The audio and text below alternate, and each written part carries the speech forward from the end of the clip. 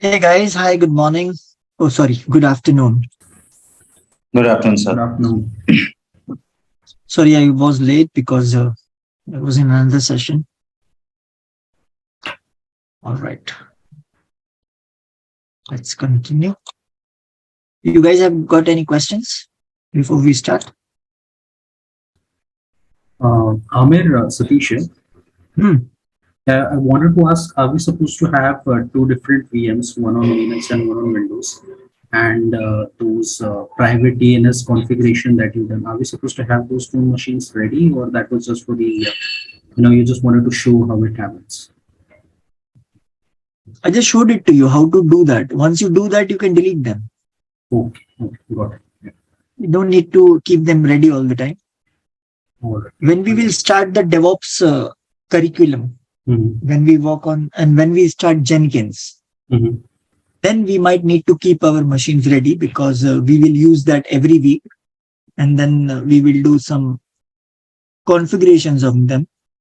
So if we delete them, we have to do everything from scratch, right? So then we Right. do not delete the machines. Understood. Understood. Yeah. Thank you. All right. So let me share my screen. Any other questions, guys?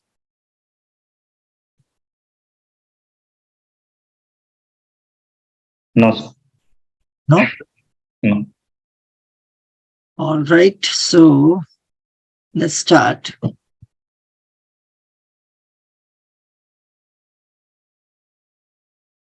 By the way, happy Republic Day belated to everyone. Since this is a batch where we have not created a WhatsApp group, but till this is the first batch which we are taking on LMS portal. Otherwise, we are connected to everyone through WhatsApp group. But Radical have changed it. They have mentioned that please communicate via this one. So couldn't get chance to wish you guys. But belated Happy Republic's Day. Thank you, Amir. You should. Thank you, sir. You too.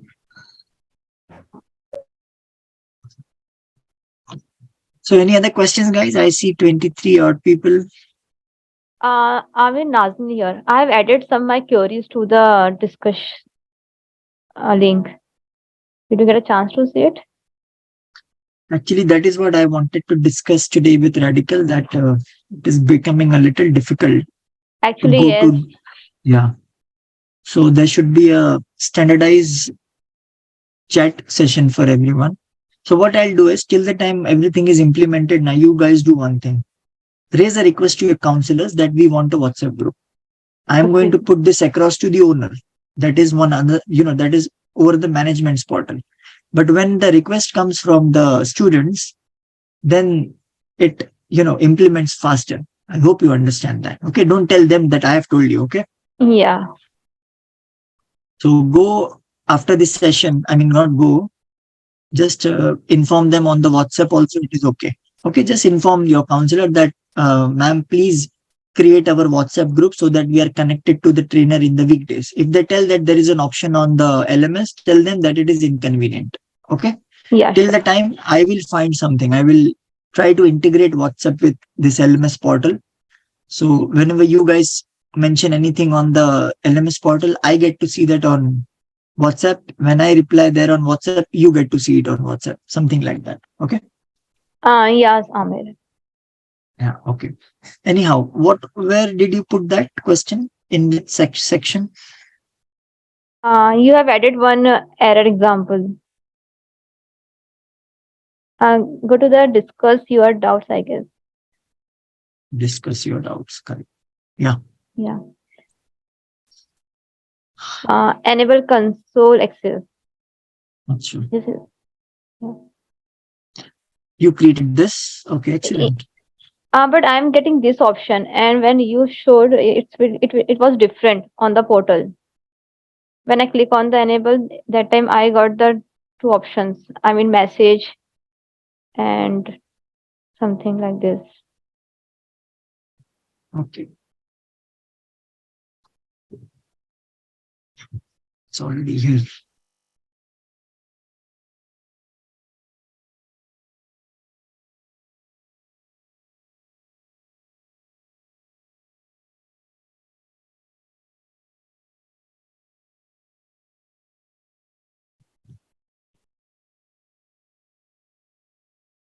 Yeah. So I think this particular thing may have got updated from the Amazon itself. Okay. Enable console access optional. Okay, this is for management console. So this will be enabled by default. And then, okay, this is the password policy. So let's keep it auto generated. User must create a new password next sign in. Okay. It doesn't ask me for the access CLI. key. Uh, it will No, be no. in. Once the user is created, then we can go inside that and, then we can access the access keys. That's not a problem. But here, if I give him administrator access, next. What is the permission boundary? Yeah, I am change user policy automatically attached. No. Can you go to the back? Go down. Permission boundary. This is not required right now. Okay. This is optional. And then create. So console password is given. Okay, yeah, they have changed everything. That was I was confused. No need to confuse. I mean, it's very simple, right? Need to understand that what happens is Amazon keeps on updating their UI. This is their product. Okay. Okay. Same like Facebook.com keeps on upgrading every 3-6 months. This also gets upgraded every 3 months. Okay. So now they've changed it. So let's say return to the users list. Let's say test. Click on security credentials. See, here you get to see your, username and password. Manage console access. If you click here it is. Can you click on the access advisor?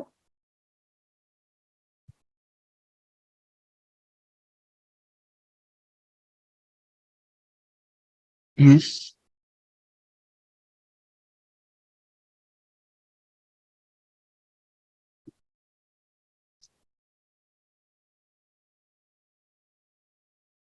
Anything specific here?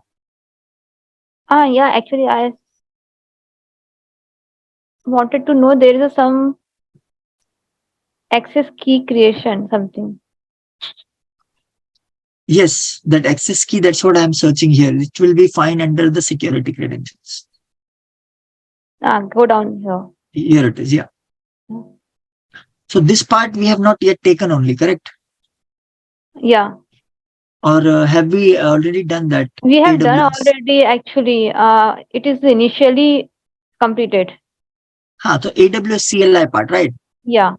So then create the key for this user then. Simple. We'll get the 5 options. Command line interface. Okay. Okay, and these things now, they have actually segregated it. Before that was only one key. Now local code, you plan to use this key to enable application code in the local development. Okay. This is for the local development. Application running on AWS compute service. You plan to use this access key to enable application code running on AWS compute services. So if you want to do something on other services, we will use this option. Third party. So if you're integrating a third party tool, this option. Application code running outside AWS, which means on premise. So then this option. Your use case is not listed here. Let's say if it is not mentioned, why are we going to use it? So we will use other option, but somehow we are going to use this one, command line interface. Next. Okay. Tag is description tag value. CLI key. Create. Done. So we will use this access key and secret key for CLI. If I want to use this user, then I will use this key. If I'm using root user, I will use the root key. Make sense? Yeah. Got it. Okay. All right. Any other questions?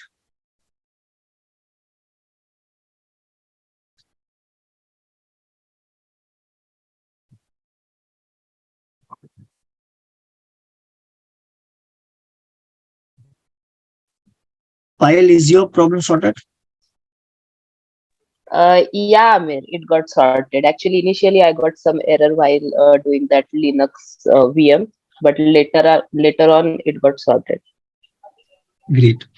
So as I've Yeah. told you, you can also find few links on roadmap to DevOps. Here you have got some links. If there is no help, you can anytime refer Google for any of the error. And then we also have this LMS portal. And finally, you have me on the weekend, so you can ask me. So any questions?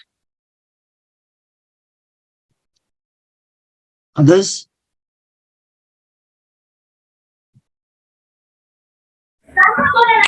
Hamid sir, Mangesh here. Can we cover MFA policy, multi-factor authentication? It is not required. We can cover a lot of things in AWS, but it is not required here. Okay. Okay.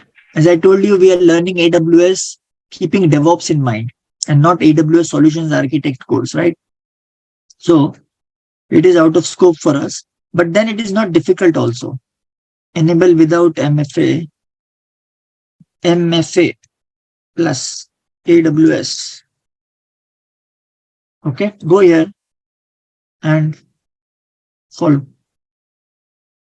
How to enable MFA, multi-factor authentication. Very simple it is. Just need to go and read the document, understand it, what it is doing, and then enable it. Simple. Okay.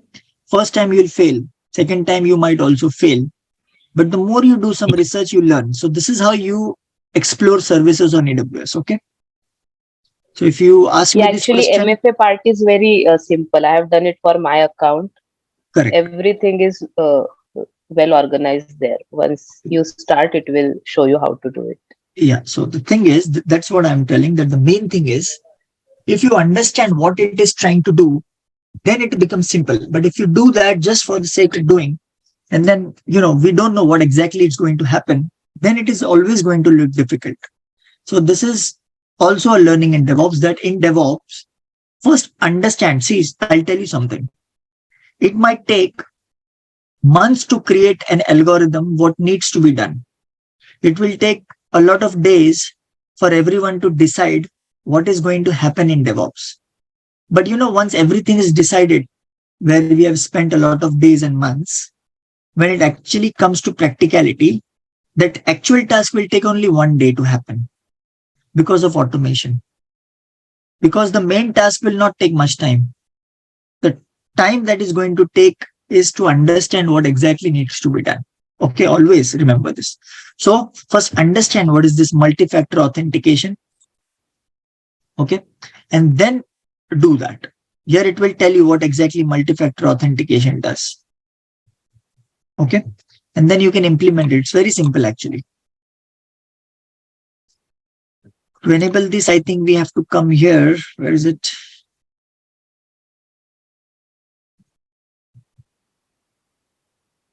Yeah, assign MFA. Okay, so give it a try. Any other questions?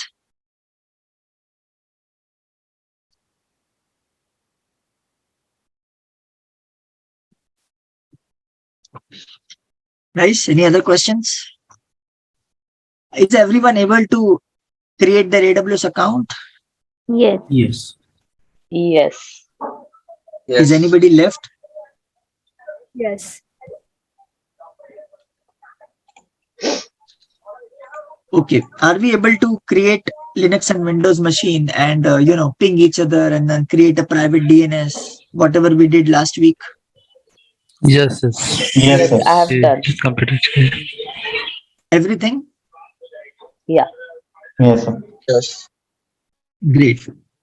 So now, being on the same topic, let's continue and understand some infrastructure things, because unless you understand the infrastructure and the basics of all these things, we cannot move on to DevOps. Because that day only I saw a meme on Facebook actually. Facebook also, you get a lot of memes on DevOps Linux. That one guy is trying to learn containers. So there is a meme created with a very nice photoshopped item that a guy is, running a staircase, which means he's going on a staircase The first staircase, it was mentioned Linux fundamentals. The second staircase, it was mentioned networking. Then cloud. Then fourth was containers. And the fifth was Kubernetes. Okay. And he was trying to jump, directly take the fourth step, that was containers. So what that meme showed was that he has left Linux fundamentals, networking, cloud, and directly was jumping on containers. So is it difficult or easy? So that was a meme. I really like that meme. And it will be very difficult for someone to go directly jump on containers. He will understand nothing because he doesn't know Linux, he doesn't know networking, he doesn't know cloud also. So that is the reason we have built up this, syllabus, that you guys should be able to first create VMs, understand what is Linux, the distributions, right? Then Windows also, because ultimately you will be using the Windows workspace wherever you go to work. Okay, even if you go to work with the greatest companies of all time, like Google, Amazon, they will also give you the Windows workstation only. They will not give you MacBook or, it depends upon your profile also. If you are directly joining as a leads or something, you may get MacBook, and there also you have a UI. Basically, you will get a UI to work like this. This is a user interface, right? So Windows is also important. So once you understand both the things, we learn networking, how they both communicate, IP. Instead of IP, what is used? DNS. What is DNS? It's same like your name and your phone number. People cannot remember your phone number, so they have given you a name. Okay, whatever your name. Let's say my name is Amir and this is my contact number. Contact number is something. I can map it to some other name also. Let's say Jordan. This is my pet name. So people don't want to remember my name is Amir. That's fine. I'm okay with that. People like to call me Jordan. So they will maybe store their name as Jordan. So for them, in their local phone, the name is Jordan. So when I search Jordan in the phone's directory, he gets my number and he calls me. So what does it mean? Creating a private DNS between that guy and me. He's trying to communicate with me, right? So now in same case, if I want to call him, I will save his number. So maybe his name is Rohit, but I don't like Rohit. So maybe I'll change his name from Rohit to, Sushil, something like that. So I'll store the number as Sushil and the number. So when I want to call him, what do? I search Sushil and I call him. What did I do? I created the private DNS at my end, local. And the same thing which we did last week. Remember? So this is the logic between creating a private DNS. Now, let's say we have two machines. Right now, we not have machines because I have deleted it last week to avoid the billing. So assume that we have two machines and they both were pinging each other because of a network. Remember? VPC I showed you and a subnet.